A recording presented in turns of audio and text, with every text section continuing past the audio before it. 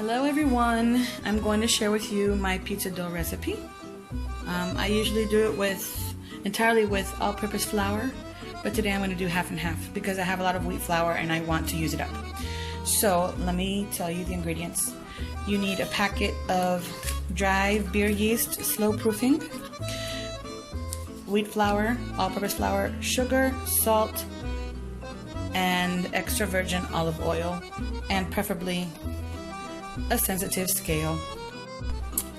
You're also going to need a large bowl to knead your dough and then leave your dough inside for proofing, and you're also going to need a container. It could be even a mug or a cup so you can make your beer yeast mixture. You need 220 grams of water. Pop the water into the microwave for about 40 seconds. 40. Here's Esed eating her Nutella. Be ready. Is it tasty, tasty? Okay. So the next step, you need 200 grams of all-purpose flour.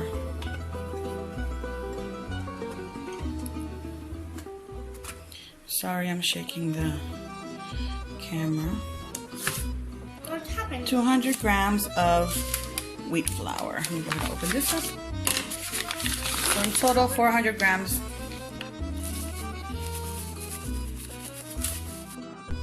Two teaspoons of salt. Okay, get a nice mix. To our warm water, we're going to add a packet of beer yeast. I don't like yeast because it's stinky. Okay, I would say 3 teaspoons of sugar so that the yeast can feed on and foam up. Give that a good mix and set it aside for about 5 minutes. Ew. 20 grams of olive oil.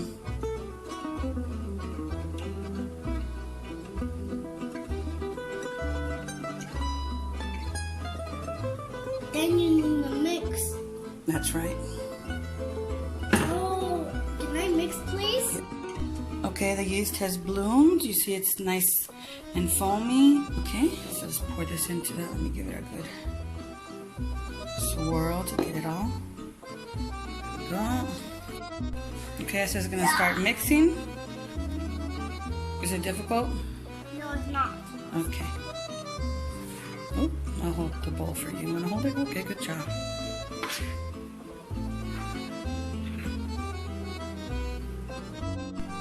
Okay, I'm mixing.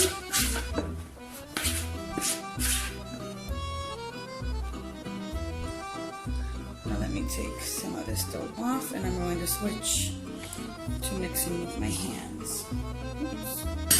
Dough overboard. Put a little bit of flour on my hands so the dough doesn't stick on me. I'm gonna go ahead and bring all this together, and then I'll dump it on to my counter. Continue. It's dumper.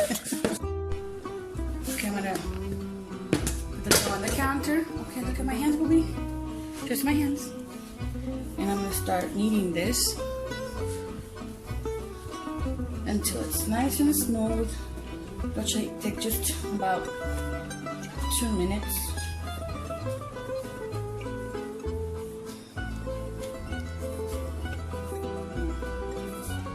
A little bit of flour on my hands.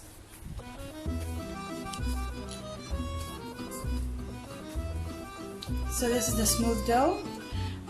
It's not tacky at all. When I poke it, it springs back.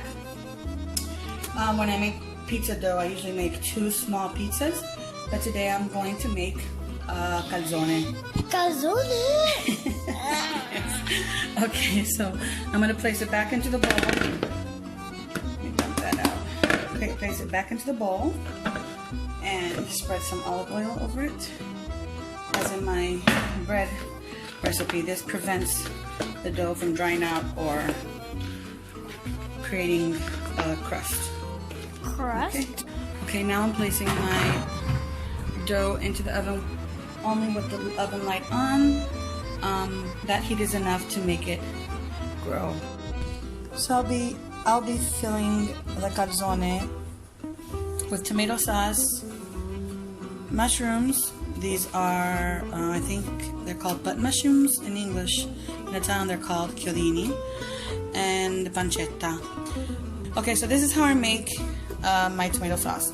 I will not be using this entire can. I'll be using less than half because I don't like a lot of tomato sauce on our pizzas or inside of our calzones.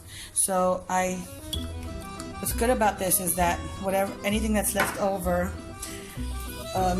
you could put it in the fridge and then prepare it. I mean, you have to use it within 2 or 3 days max, and you could just make a quick spaghetti or just add it to a stew or whatever.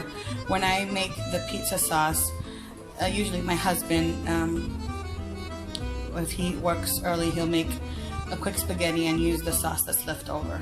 So that's the tomato sauce. I add just maybe 2 teaspoons of olive oil. I do add 2 teaspoons of sugar just to remove the acidity, because I will not cook this. I put this directly into the calzone or onto the pizza when I make the pizza. And again, I want to remind you that this pizza dough prepares 2 small pizzas or 1 calzone. Then I add basil, also to taste. I like my sauce very basil-y. And I add garlic powder that has no salt added. And at this point I would also add onion powder, but I don't have any, so it's just going to stay like this.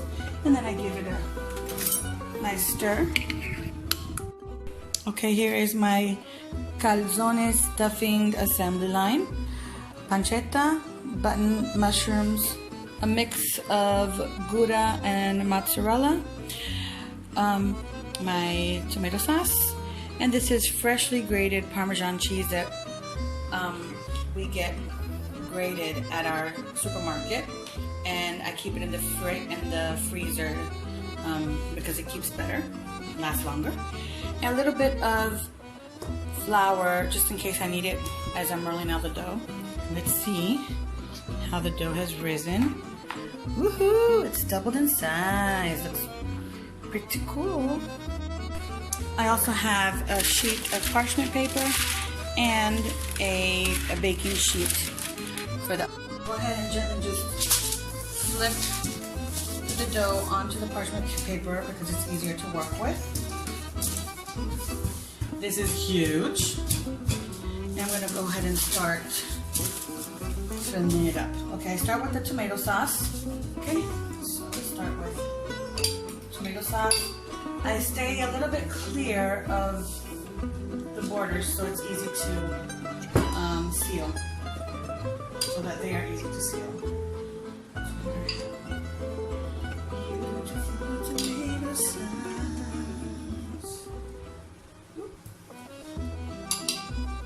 I evenly spread the tomato sauce throughout the dough. And as I said before, I use less than half of the tomato sauce that I prepared, so my husband will be able to use that within the next 2 or 3 days to make spaghetti for himself.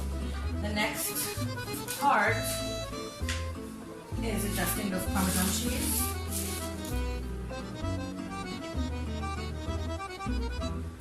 The next will be the pancetta and mushrooms. I'm just going to give it a nice stir. And I'm going to put it mainly on one side.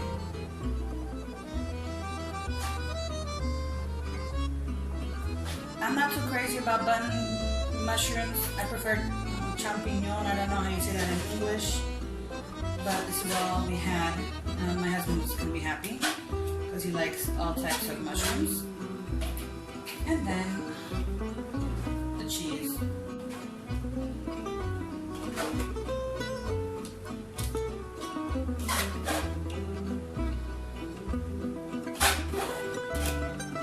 Okay. Now this is part. Fold it over. I'm going to try to seal all the sides evenly.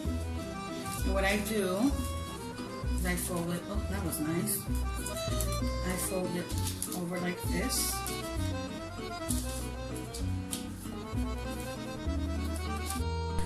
Okay, that part that